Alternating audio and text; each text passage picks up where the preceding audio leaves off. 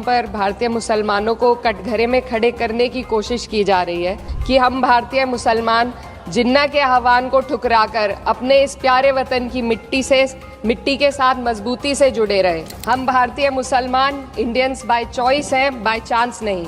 दिल्ली की हवा में सांस लेना मानो रोज 20 सिगरेट पीने जैसा हो। बस संसद से बाहर कदम रखिए, एक गहरी सांस लीजिए। ये चंदन की महक नहीं, ये जहर है जो आपके हमारे फेफड़ों में उतर रहा है।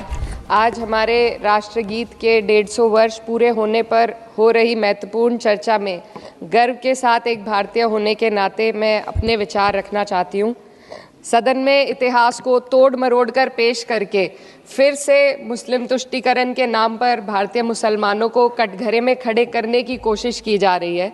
लेकिन मैं सदन में बताना चाहूँगी कि हम भारतीय मुसलमान जिन्ना के आह्वान को ठुकराकर अपने इस प्यारे वतन की मिट्टी के साथ मजबूती से जुड़े रहे।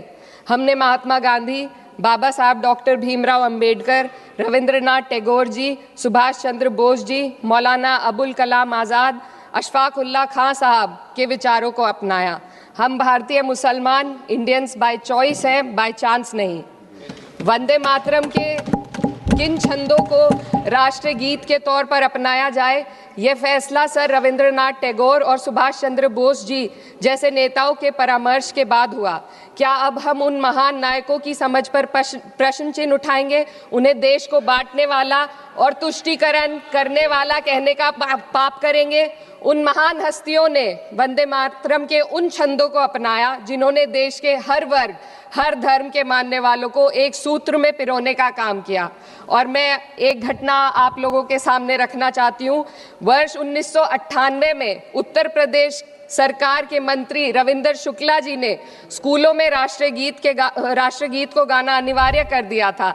लेकिन तब के तत्कालीन प्रधानमंत्री अटल बिहारी वाजपेयी जी ने, जो उस समय लखनऊ के दौरे पर थे, उत्तर प्रदेश सरकार के इस फैसले पर नाराजगी जताई और यूपी सरकार ने राष्ट्रगीत को अनिवार्य करने वाले मंत्री को बर्खास्त कर दिया था। अब मैं सत्ता पक्ष से सवाल करना चाहूंगी।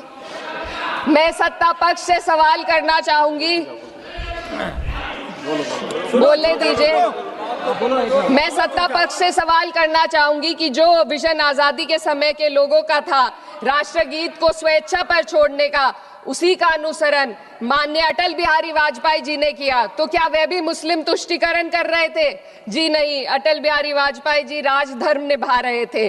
देश में सब धर्मों को एक साथ लाना, सबके जज्बात का एहसास करना ही सबसे बड़ा राष्ट्रवाद है।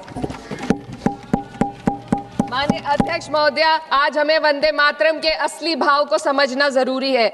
यह गीत तो देश के जल, जंगल, जमीन, हरियाली और निर्मल हवा की वंदना को समर्पित है। यह भारत की जन जन की मंगल कामना करता है कि भारत का हर नागरिक स्वस्थ रहे, सुरक्षित रहे और सम्मान के साथ जी सके। सुजलाम सुफलाम का अर्थ है, सुनिए, ऐसा देश जहाँ स्वच्छ और पर्याप्त जल हो, जहाँ नदियाँ जिंदा हो, बहती हो, जीवन देती हो।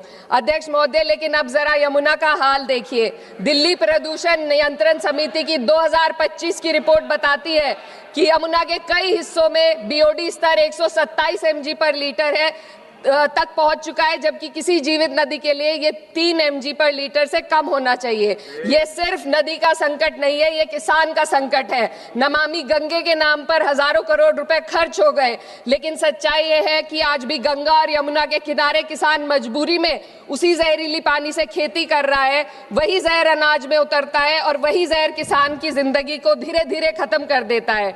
अध्यक्ष महोदय, जब पानी जहर हो जाएगा तो सुजलाम कैसे होगा? जब किसान बर्बाद होगा तो सुफलाम कैसे होगा? मलयज शीतलम, मलय का अर्थ है मलय पर्वत से बहने वाली ठंडी, सुगंधित, चंदन जैसी हवा जो जीवन देती है, बीमारी नहीं। आज मैं इस सदन से पूछना चाहती हूँ, क्या आज के भारत की हवा मलयज शीतलम है?